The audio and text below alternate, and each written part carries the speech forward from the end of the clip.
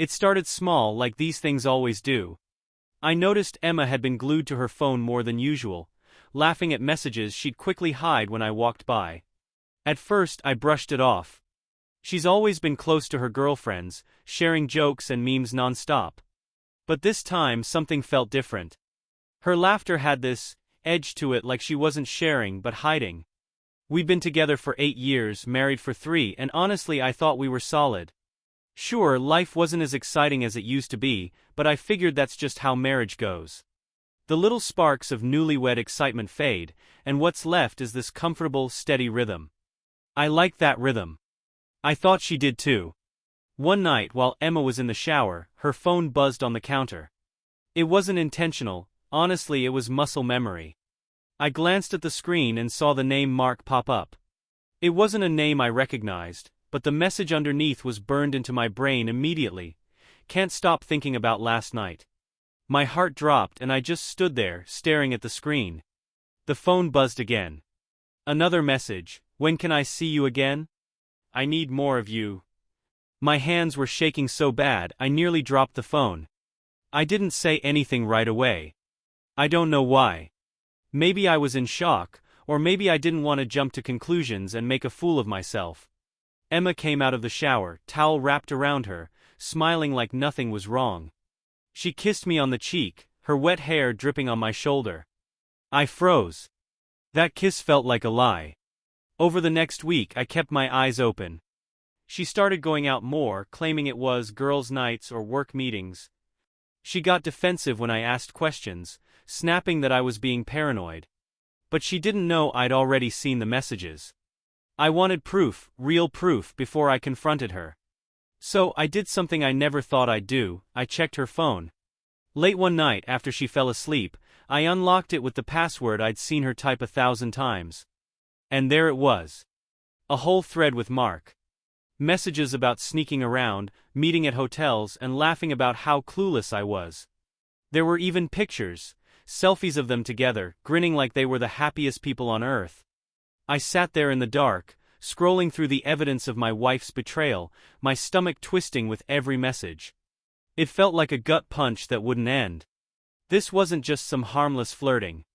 She was living a double life, and I was the fool who hadn't seen it until now. The next morning I couldn't even look at her. Every time she smiled at me, every time she kissed me goodbye, I wanted to scream. But I stayed quiet. I needed time to figure out what to do next. I spent the next few days in a haze, going through the motions at work and barely holding it together. Every time my phone buzzed, my heart raced, half expecting it to be more messages from Mark. I started analyzing every word Emma said, every move she made. Suddenly, things I used to ignore, like her coming home late or checking her phone in another room, felt like nails in the coffin. I decided I needed to know more. My best friend Adam was the first person I told. We'd been through everything together, from college parties to each other's weddings, and I trusted him with my life. When I laid it all out for him, the messages, the late nights, the gut feeling that something was off, he didn't say anything at first. He just sat there, staring at his beer bottle. Then he said, "You sure you want to know the whole truth? Because once you find it, there's no going back." I nodded. What choice did I have? I couldn't live in limbo, wondering if I was crazy or if my wife was a liar. Adam suggested a private investigator, but I couldn't bring myself to do that. It felt dramatic, like something out of a bad movie. Instead, I installed a tracking app on her phone. I hated myself for it, but I needed to know the truth. If she wasn't going to be honest, I had to find it myself. The first couple of days didn't show much. Her location history was normal: work, the grocery store, our usual spots. But then one Thursday afternoon, her dot pinged at a hotel across town. My stomach sank. She had told me she was working late. I sat there, staring at the screen, my mind racing. Was this it? The proof I needed? I called Adam. "She's at a hotel," I said, my voice trembling. "Do you want me to come with you?" He asked. "No. I need to do this alone." The drive to the hotel felt like an out-of-body experience. My hands gripped the steering wheel so tight they hurt. I don't even remember parking, I just remember standing in the lobby, my heart pounding in my ears. The receptionist looked up, giving me that polite but wary smile. "Can I help you?" she asked. For a second I didn't know what to say. Then I just blurted it out, "My wife's here. Emma Reynolds." "What room is she in?" The receptionist frowned. "I'm sorry, sir, but I can't give out guest information." I was about to argue when I spotted her. Emma. Walking out of the elevator, laughing with Mark, her arm looped through his like they didn't have a care in the world. She didn't see me at first. They were too wrapped up in each other, whispering and grinning like teenagers sneaking out past curfew.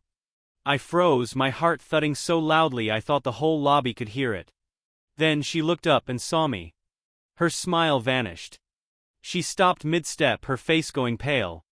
"Jake," she said, her voice barely above a whisper. Mark glanced between us, clearly confused. Who's this?" he asked, his hand still on her waist. "That's her husband," I said, my voice low and shaking with rage. The color drained from Mark's face. He took a step back, raising his hands. I didn't know, man," he stammered. "She told me you guys were separated." I couldn't even process his words. All I could see was Emma, standing there with guilt and panic written all over her face. "Is that true?" I asked, my voice cracking. "Did you tell him we were separated?" She didn't answer. She just stood there, her eyes wide and her mouth slightly open like she couldn't believe she'd been caught. The silence stretched so long it felt like the world had stopped spinning. I stared at Emma, waiting for her to say something, to explain, to deny it, to tell me I was wrong. But she just stood there, frozen like a deer in headlights. Mark glanced at her, then back at me. "Look, man, I swear I didn't know." "Shut up," I snapped, my voice louder than I meant. "This isn't about you." Emma flinched like my words had hit her physically. "Jake," she said finally, her voice trembling. "It's not what it looks like. Not what it looks like." I let out a bitter laugh, loud enough to turn heads in the lobby. "You're walking out of a hotel with him, Emma. What else could it possibly be?" She opened her mouth, then closed it again. I could see her mind racing, trying to come up with something to say. Finally she said, "Can we talk about this somewhere else? Please." "Why?" I shot back. "So you can spin some story and make this seem less awful than it is?" "No. We're doing this here." "Jake," she pleaded, her voice breaking. "Just, please." For a second I hesitated. As much as I hated her in that moment, I didn't want to make a scene.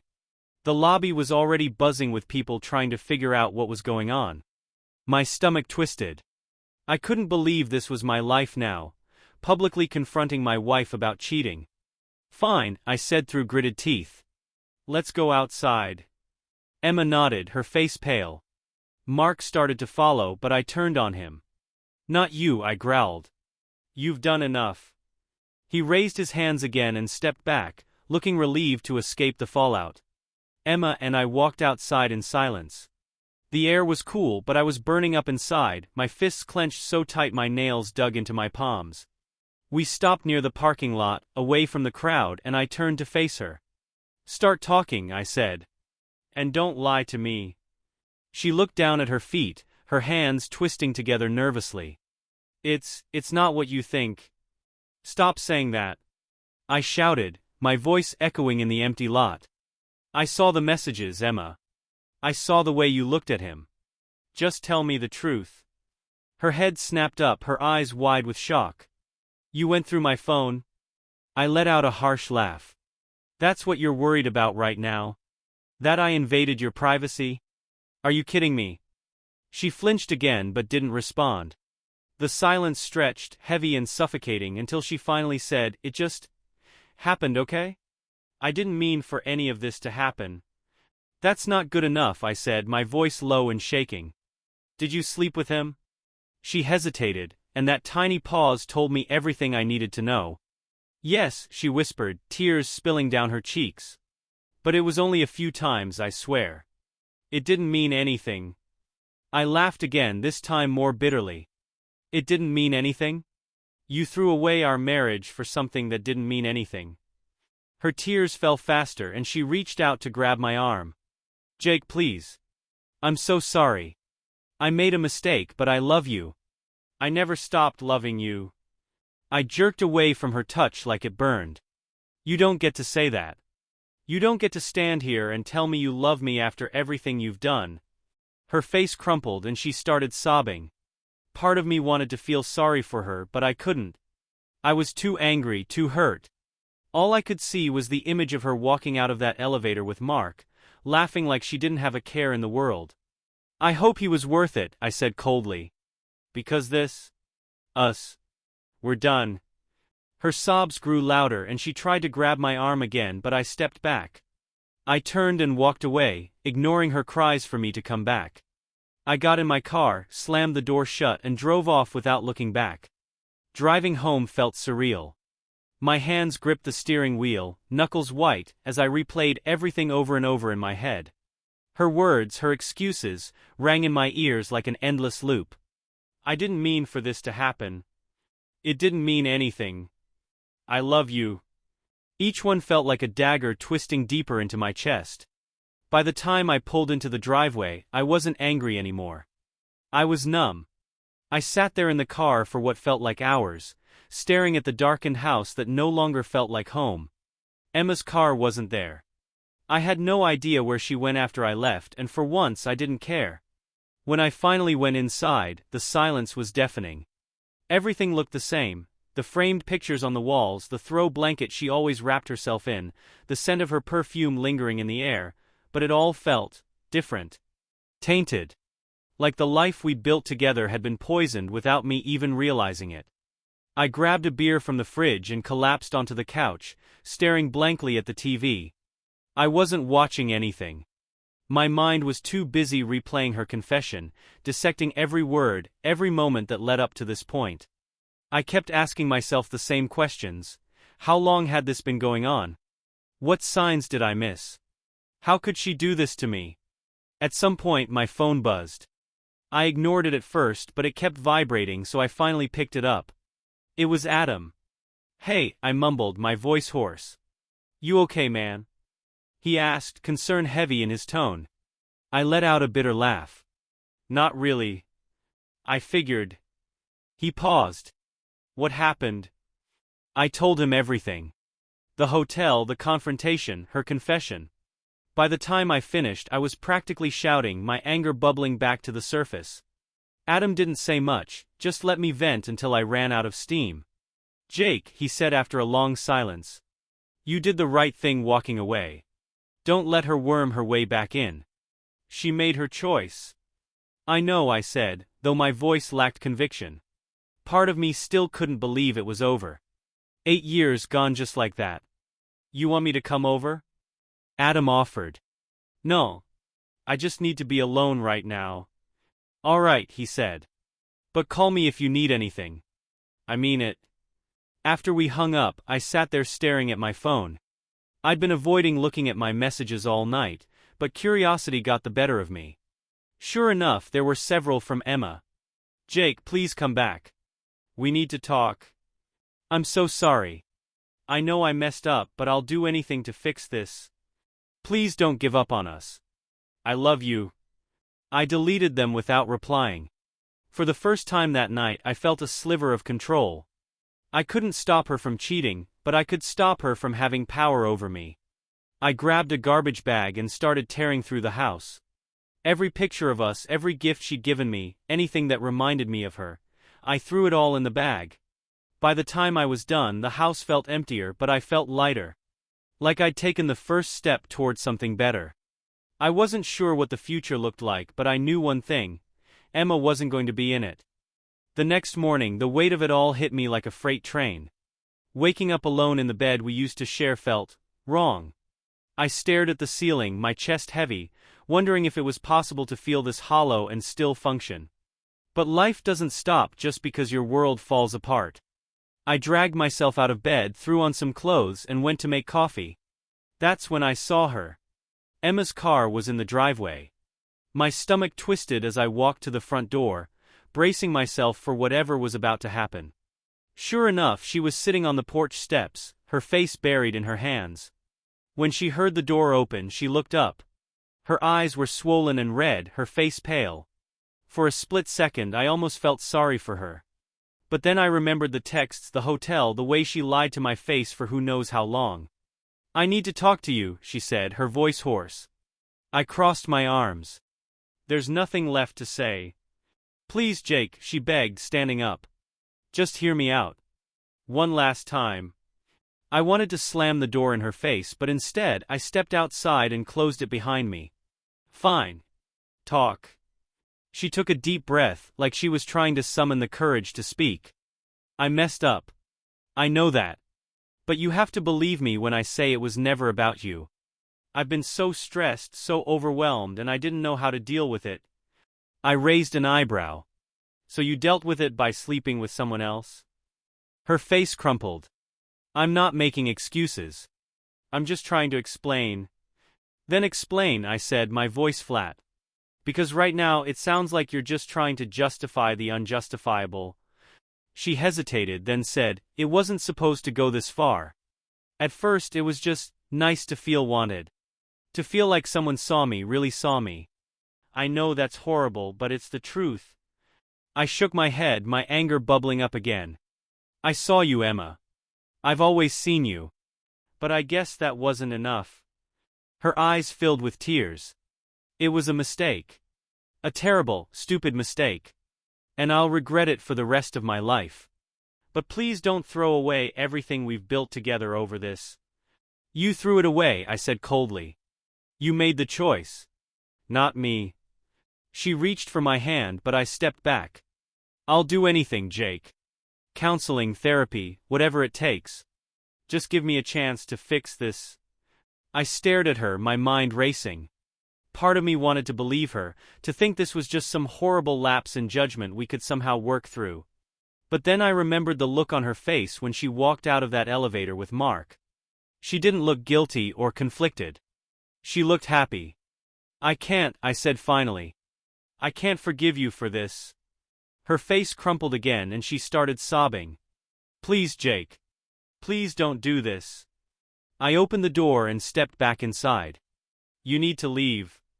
She stood there for a moment, like she was waiting for me to change my mind. When I didn't, she finally turned and walked back to her car. I closed the door and locked it, leaning against it as I let out a shaky breath. This time I didn't feel numb. I felt shattered. But I knew I'd made the right decision. The next few days passed in a blur. I buried myself in work, avoiding calls and texts from anyone who might bring Emma up. Adam checked in a couple of times, but I kept the conversations short. I wasn't ready to talk about it again, not even with him. That's when the fallout started. On Wednesday I got a call from Mia, one of Emma's closest friends. We weren't exactly close, but she'd always been nice enough at parties and group hangouts. When her name popped up on my screen, I debated letting it go to voicemail, but curiosity got the better of me. "Hello," I said, keeping my tone neutral. "Jake," she said, her voice sharp. "What the hell is going on?" I frowned. "What are you talking about?" "Emma told me you kicked her out and refused to talk to her. She's been a wreck." I almost laughed at how one-sided that sounded. "Did she tell you why?" There was a pause. "She said she made a mistake, but you're blowing it out of proportion." "Blowing it out of proportion?" My voice rose. "She cheated on me, Mia. 4 months. She said it wasn't like that," Mia shot back. "She said it was just a few stupid mistakes and she's sorry." I couldn't believe what I was hearing. "So let me get this straight. She cheats on me, lies about it, and somehow I'm the bad guy for not wanting to stay married to her." Mia sighed, her frustration evident. "Jake, I'm not saying what she did was okay. But she's been my best friend for years and I know she loves you. She's just going through something." "I'm going through something too," I snapped. "Like the fact that my wife betrayed me." There was a long silence before Mia said quietly, "Look, I'm not trying to take sides here. I just thought you should know she's not doing well. She's staying at her sister's place and she's really struggling." "Good," I said coldly. "She should struggle. Maybe then she'll understand what she's done." Mia tried to argue, but I hung up before she could say anything else. I didn't need anyone telling me to feel sorry for Emma. Not after everything she'd put me through.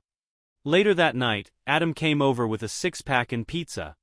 He didn't ask if I wanted company, he just showed up, which was probably for the best. I didn't want to be alone with my thoughts anymore. So, he said as we sat on the couch, beers in hand. Mia called me today. I groaned. Let me guess, she's on Team Emma too? He shrugged. Sort of. She said Emma's been crying non-stop and thinks you're being too harsh. Of course she does, I muttered. Emma's great at playing the victim. Adam hesitated. Do you think there's any chance you could, I don't know, work through this? I stared at him, incredulous. Are you serious? After what she did? I'm not saying you should, he said quickly. I just want to make sure you've thought it through. 8 years is a long time, Jake. Yeah, it is, I said bitterly. And she threw it all away for some guy who probably won't stick around once things get hard. Adam didn't argue. He just nodded and took another sip of his beer. You're right. She messed up big time. But people are going to talk, man. They'll try to guilt you into forgiving her. You've got to be ready for that. I already am, I said firmly. She made her choice and now she has to live with it. As we sat there in silence, I realized Adam was right. This wasn't just about Emma anymore. Friends would take sides. People would judge me for not forgiving her. But I couldn't let that change my mind.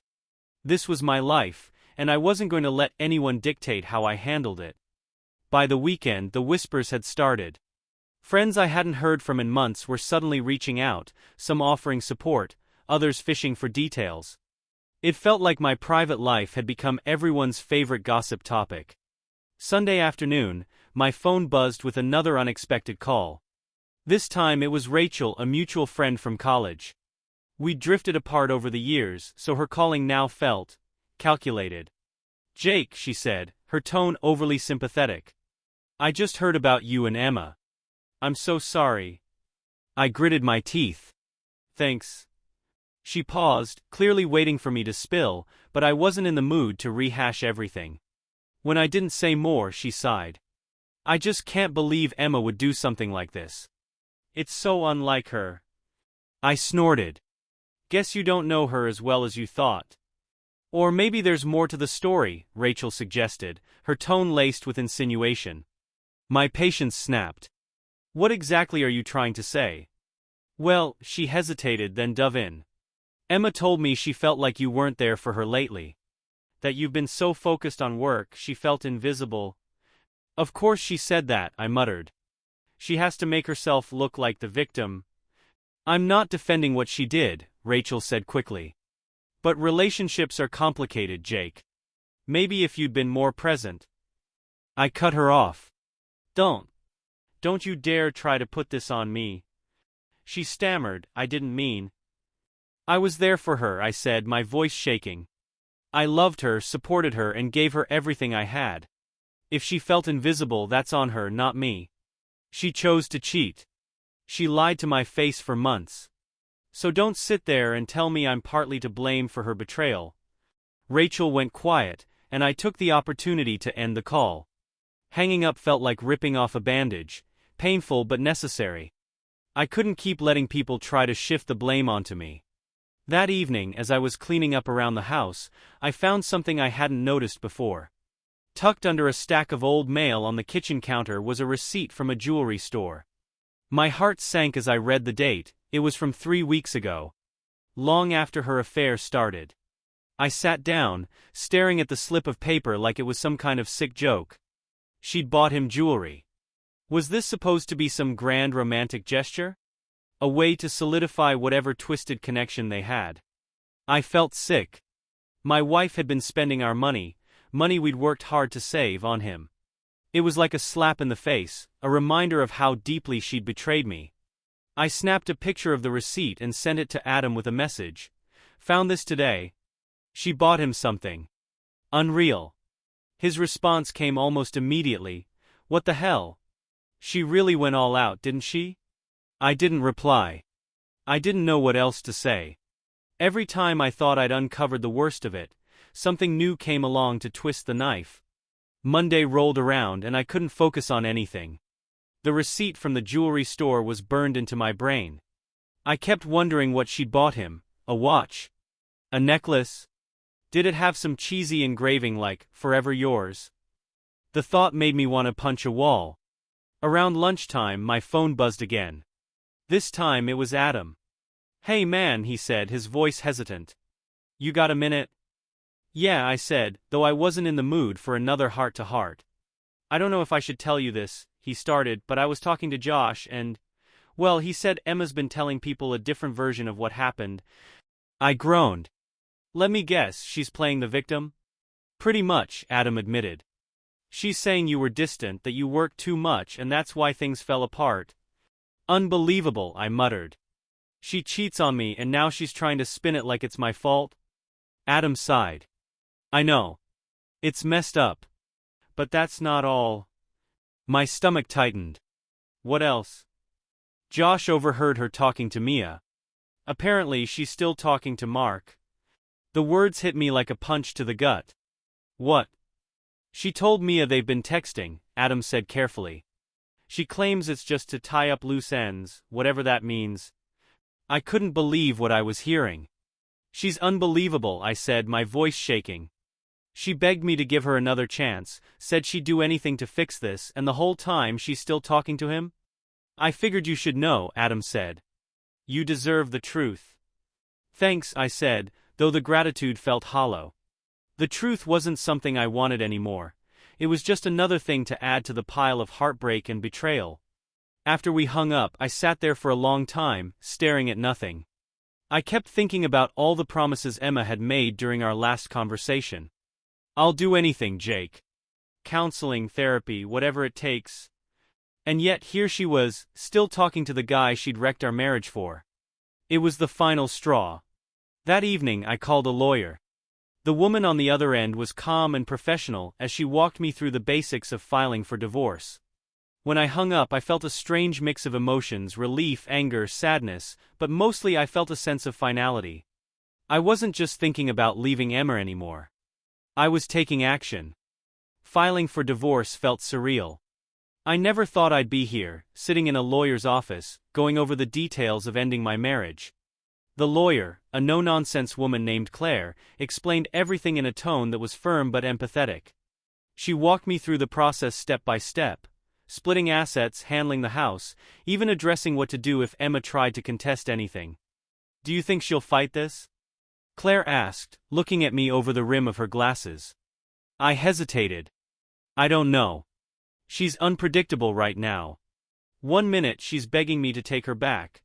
The next she's spinning lies about me to our friends." Claire nodded. "We'll prepare for that. It's better to be ready for a fight, even if it doesn't come to that."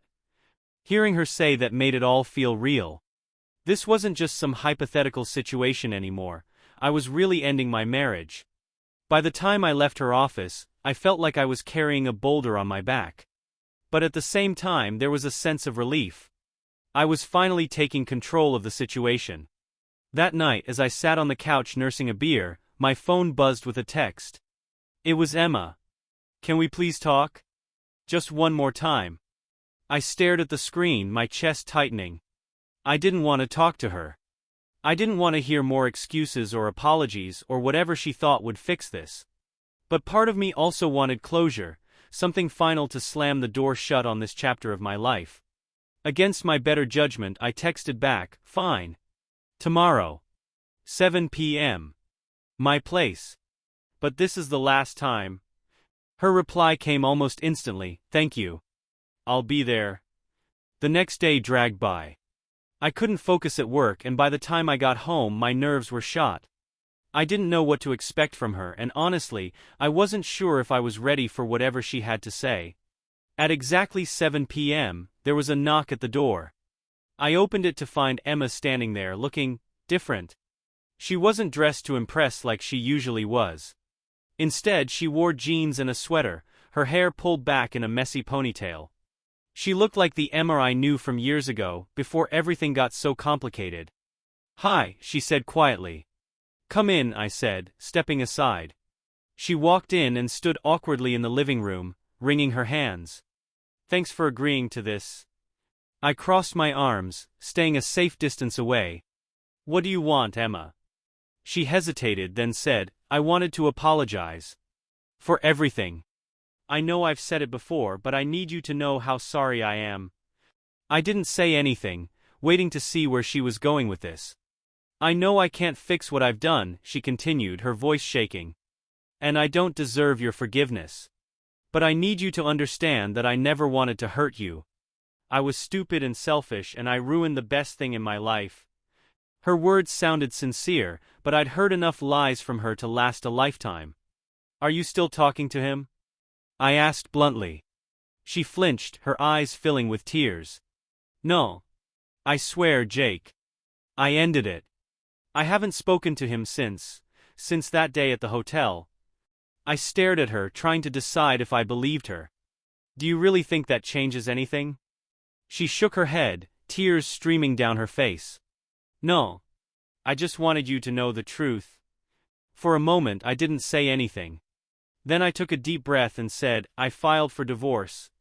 Her face crumpled and she let out a sob. I figured you would, she whispered. I can't blame you. I nodded, my voice steady. This is what's best for both of us. She didn't argue. She just nodded through her tears. After a few moments she stood up. I'll sign whatever you need me to. I won't fight you on this. Her words caught me off guard, but I didn't let it show. Good. She wiped her face, taking a shaky breath. I'll go now. Thank you for letting me say this. Without another word she walked out the door. As it closed behind her, I felt an overwhelming mix of emotions, sadness, relief, anger, and maybe even a tiny bit of hope. Not hope for us, but hope that I could finally start moving forward. After Emma left, the house felt quieter than ever. For the first time in weeks, I didn't feel the constant weight of her presence. No waiting for her texts, no obsessing over her lies. It was just me alone with my thoughts. And as much as I hated the emptiness, there was something freeing about it too. The next few days were spent focusing on practical matters. I started boxing up her things, clothes, books, little knickknacks she'd collected over the years. At first it was hard. Every item felt like a memory tugging at me, reminding me of better times. But the more I packed, the easier it got. By the time I was done, it felt like I'd exorcised a ghost from the house. I texted Emma to let her know her stuff was ready for pickup. She responded politely, saying she'd send her sister to get it. True to her word, her sister showed up a few days later with a van, barely saying a word as we loaded the boxes into the back. It was a relief to see the last remnants of Emma's life in my house finally leave. But while Emma was out of sight, she wasn't entirely out of mind. Friends kept reaching out, some to check on me, others to share the latest gossip. I did my best to shut it down, but the stories found their way to me anyway. One night, Adam came over, bringing pizza and beer like he always did when I needed a distraction. As we sat on the couch, he gave me a sideways glance. You heard the latest? I sighed. Do I even want to know? He hesitated, then said, Mark dumped her. That caught me off guard. What? Apparently he couldn't handle the drama. Josh said Mark told people it was too much, especially after everything blew up with you. A bitter laugh escaped me. So, she threw away our marriage for a guy who couldn't even stick around. Adam nodded. It gets worse. She's been trying to reach out to him, but he's ignoring her. I didn't know how to feel about that. Part of me wanted to revel in the irony, but another part of me just felt sad. Not for Emma, but for the person she used to be. The person who wouldn't have gotten herself into this mess in the first place. Adam must have sensed my mood shift because he changed the subject, steering the conversation toward lighter topics. For the rest of the night we avoided talking about Emma, and for a few hours I almost felt normal again. The following weekend I decided to reclaim my space. I rearranged the furniture, painted the bedroom a new color, and even bought some new decorations to make the house feel less like ours and more like mine. It was a small thing, but it made a big difference. For the first time since everything happened, the house felt like a place I could breathe in. Reclaiming the house gave me a sense of control I hadn't felt in weeks, but it was clear I wasn't out of the woods yet. Every now and then I'd catch myself replaying old memories, Emma laughing in the kitchen, us dancing in the living room to terrible music, planning trips we never took. They felt like little stabs to the heart, but I was learning to let them pass. One afternoon, I decided to go grocery shopping, something Emma and I used to do together. It felt strange walking through the aisles alone, but I was determined to keep moving forward. As I stood in the cereal aisle debating between brands, I heard a voice behind me. "Jake." I turned and froze. It was Emma's best friend, Mia. She looked surprised to see me, her cart half full of overpriced organic snacks. "Mia," I said curtly, turning back to the shelves. She moved closer, parking her cart next to mine. "I've been meaning to reach out. How are you holding up?" I grabbed a box of cereal and tossed it in my cart. "I'm fine." Her expression softened. "Look, I know things are messy right now, but I just want you to know I'm here if you need someone to talk to." I scoffed. "Talk to you? You've been defending Emma this whole time." Mia's eyes widened. "I haven't been defending her. I've been trying to understand both sides." "There are no sides," I snapped. "She cheated. She lied. End of story." Mia sighed, leaning against her cart. "I get that you're angry. You have every right to be. But Emma's not the monster you're making her out to be. She made a mistake." "She didn't just make a mistake, Mia," I interrupted, my voice rising. "She made a choice. Over and over again. And now she's dealing with the consequences." For a moment, Mia didn't say anything. Then she nodded slowly. "You're right. She did. But she's hurting too, Jake." I laughed bitterly. "Good." Mia flinched at the harshness in my tone, but I didn't care. I was done pretending to care about how Emma felt. She made her bed and now she had to lie in it. "I've got to go," I said, pushing my cart toward the next aisle. "Jake, wait," Mia called after me. "She really did love you." I didn't turn around. I just kept walking, her words echoing in my head. She really did love you. If that was true, it didn't matter anymore. Whatever love she had for me wasn't enough to keep her from destroying everything we had. After running into Mia, I couldn't shake the frustration bubbling inside me. Everywhere I turned, someone was trying to justify Emma's actions or soften the blow. But no one seemed to care about the damage she'd left behind, how her choices had shattered my trust, my future, and the person I used to be.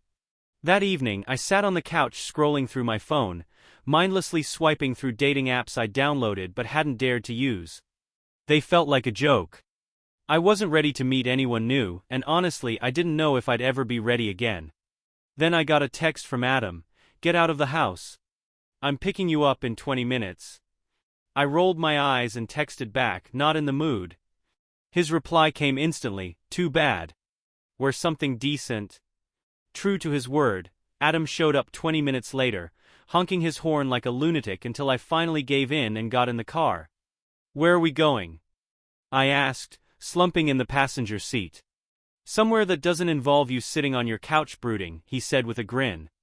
We ended up at a bar downtown, the kind of place we used to go to in college, loud music, cheap drinks, and a crowd that made me feel ancient. I wanted to complain, but Adam was already ordering beers, so I decided to just go with it. As the night went on, I started to loosen up.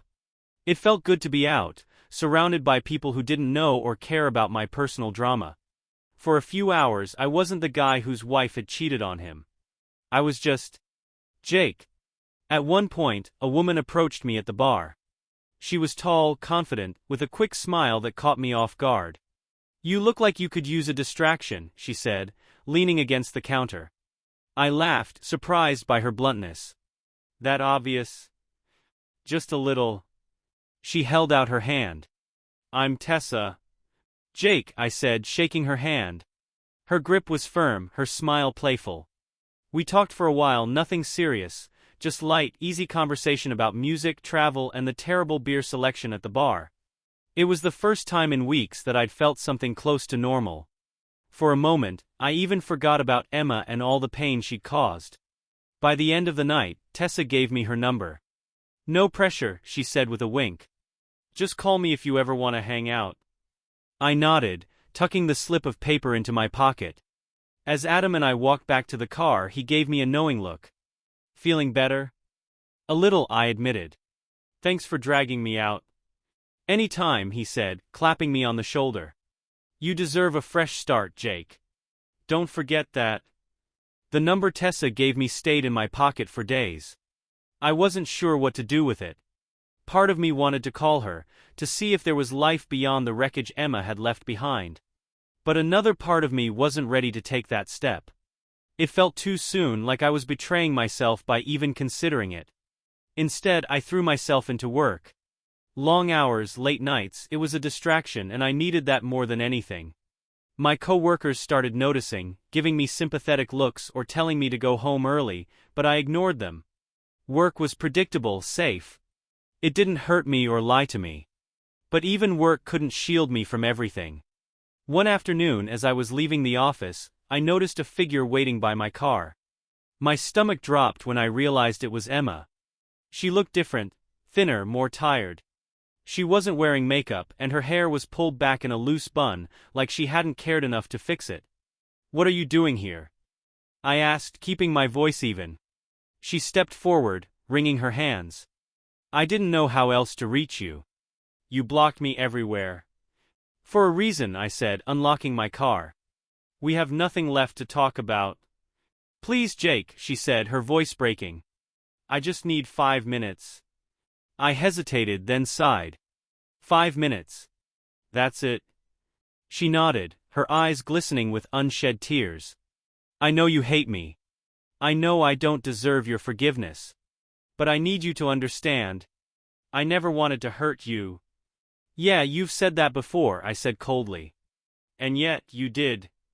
She flinched but pressed on. "Mark, he meant nothing. I know it doesn't excuse what I did, but I was so lost, Jake. I didn't know how to handle everything." I stared at her, my chest tightening. "What do you want from me, Emma? Sympathy? Closure? Because you're not getting it." "No," she said quickly.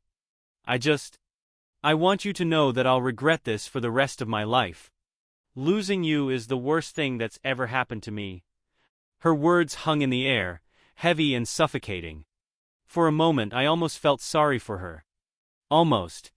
"You lost me the moment you chose him," I said quietly. "This isn't something we can come back from, Emma. I'm moving on. You should, too." Tears streamed down her face, but she nodded. "I'm sorry," she whispered. "For everything." Without another word, I got in my car and drove away. My hands gripped the steering wheel tightly as I fought back the wave of emotions threatening to overwhelm me. Seeing her again had reopened wounds I thought were starting to heal. But at the same time it felt like a step forward, a reminder that I couldn't keep looking back. When I got home, I pulled Tessa's number out of my pocket. Staring at it, I felt a flicker of something I hadn't felt in a long time. Hope. For a long time, I just sat there with Tessa's number in my hand. The house was quiet, the kind of quiet that had become my new normal. But tonight it didn't feel heavy or suffocating. It felt still. I set the number on the table and leaned back, staring at it like it might do something on its own. Calling her felt like crossing a line I wasn't sure I was ready for. But not calling. That felt like staying stuck, like letting Emma's betrayal keep me frozen in time. I picked up my phone and dialed before I could overthink it. She answered on the second ring. "Hello." Her voice was warm, light, like a breeze through an open window. "Hey," I said, suddenly unsure how to start. "It's Jake. From the bar." "I was starting to think you lost my number," she teased. I chuckled nervously. "No, just had a lot on my mind." "Well," she said, "I'm glad you called. How's your day been?" We talked for an hour. Nothing heavy, just easy conversation about work, movies, and terrible first dates. She had this way of making everything feel less complicated, less weighed down. By the time we hung up, I was smiling, an unfamiliar but welcome feeling. The next week, I met her for coffee. It wasn't a date, not really. Just two people getting to know each other. She was funny, quick-witted, and refreshingly straightforward.